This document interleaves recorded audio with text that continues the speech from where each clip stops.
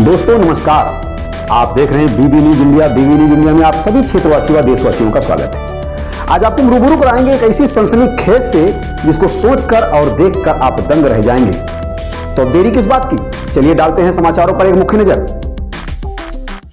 खबर उत्तर प्रदेश के जनपद बहराइच से निकलकर आ रही है, जहां पर नवाबगंज में पत्रकार विक्रम जोशी हत्याकांड को लेकर हुई शोक सभा।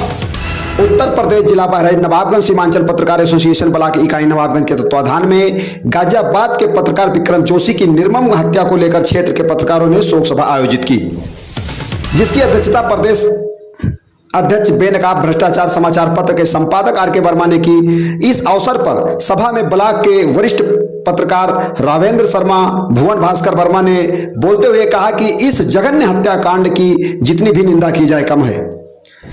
वहीं संपादक आर के वर्मा ने कहा कि विक्रम जोशी किस संस्था में जुड़े थे, यह सवाल अनुत्तरित है। किसी भी पत्रकार संगठन ने इसकी जिम्मेदारी नहीं ली। उन्होंने कहा कि प्रदेश सरकार द्वारा दी गई सहायता राशि बहुत कम है। पत्रकार यूनुस खान ने कहा कि अगर पुलिस ने तत्काल उनकी शिकायत पर कार्रवाई की होती तो यह जघन्य हत्याकांड नहीं होता। सरकार ने 10 लाख का मुआवजा देकर पीड़ित परिवार को त्वरित सहायता देकर ठीक काम किया, परंतु पत्रकारों की सुरक्षा को लेकर गंभीरता दिखानी होगी। सीमांचल पत्रकार संघ ब्लॉक अध्यक्ष जमील अहमद अंसारी ने कहा कि विक्रम जोशी की हत्या सुनियोजित तरीके से की गई है, वहीं पर पुलिस ने उनकी कोई सहायता नहीं की। उन्होंने अपनी भांजी के खिलाफ छेड़खानी के मामले को उठाने का खमियाजा अपने प्राणों की आहुति देकर चुकाना पड़ा। पत्रकार अशोक पाठक ने कहा कि प्रदेश में पत्रकार भी सुरक्षित नहीं रह गए हैं।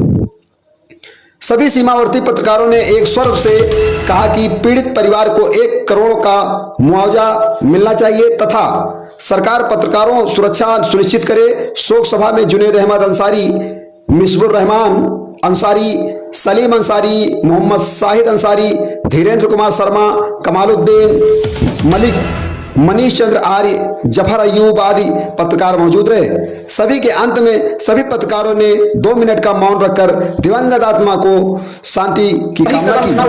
आप देख रहे हैं, नजरअंदाज करने का प्रयास किया और अंजाम ये हुआ कि दबंगों ने दिन दहाड़े, यूं कहा जाए इसको कि दिन दहाड़े उन्होंने गोली मारकर विक्रम जोशी की हत्या कर दी, जिस बात पर हम सभी पत्रकार समाज को काफी आक्रोश है।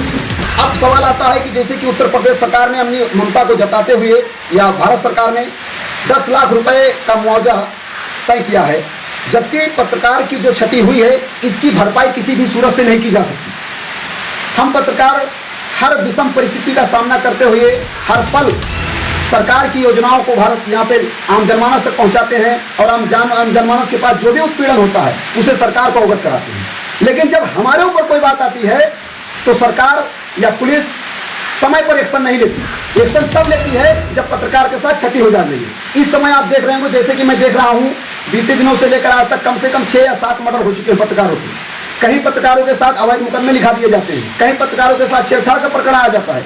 जब भी पत्रकार अपनी पत्रकारिता एक्ट के अंतर्गत, पीआरबी एक्ट के अंतर्गत अगर अपनी कलम चलाता है तो उसके ऊपर कोई ना कोई प्रावधान लागू हो जाता है, कोई ना कोई दबंगों द्वारा मुकदमा हो जाता है। और जब पुलिस अपनी पुलिस के पास फरियाद लेकर पत्रकार पहुंचते हैं तो उसके किसी भी प्रकार का कोई संतोषजनक जवाब नहीं मिलता। सर, मेरा कहना यह है कि उत्तर प्रदेश सरकार के हाल ही में मुख्यमंत्री योगी आदित्यनाथ ने एक बयान दिया था कि पत्रकारों से अवज्ञा करने पर 24 घंटे के अंदर जेल होगी और 50,000 रुपये का जुर्माना होगा।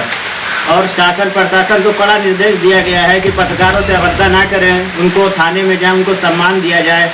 फिर भी पत्रकारों से अवज्ञा किया जा रहा है, थाने में उनसे सही से बात नहीं किया जा रहा है और हर तरफ पत्रकारों की अभद्रता सुनाई दे रही है। इस पर आप क्या कहना चाह रहे हैं? देखिए, जहाँ तक बात सरकार की अपील का है तो सरकार ने जो कहा है वो सत्य ही कहा है, परंतु सबसे बड़ा विषय ये आ रहा है कि हम पत्रकारों के साथ जब कोई घटना घटित होती है और हम अपनी प्रार्थना पत्र को लेकर स्थानीय थाने में लंबित करते हैं तो थाने द्वारा अगर मेरे प्रति रिपोर्ट लगाई गई तब तो सरकार के कहे गए बयान का उद्देश्य सिद्ध होता है। लेकिन ज़्यादातर पुलिस ये करती है कि चंद पैसों के लालच में या राजनीतिक पक्ष के लालच में या दबाव में वो अपने पक्ष को दबा देती है। हम लोगों के पक्ष को सरकार तक दोषी सिद्ध ही नहीं कर पाएंगे तो सरकार की योजनाएं हमको मिलेंगी कहाँ से, पत्रकार को लाभ मिलेगा कहाँ से?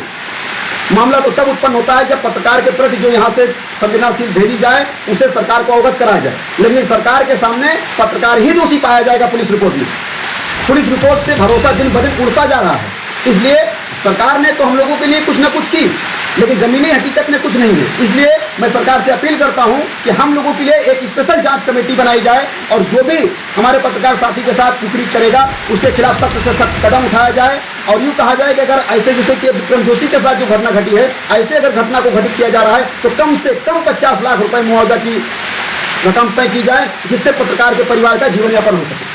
हमारे साथ खास बात करने के लिए आपका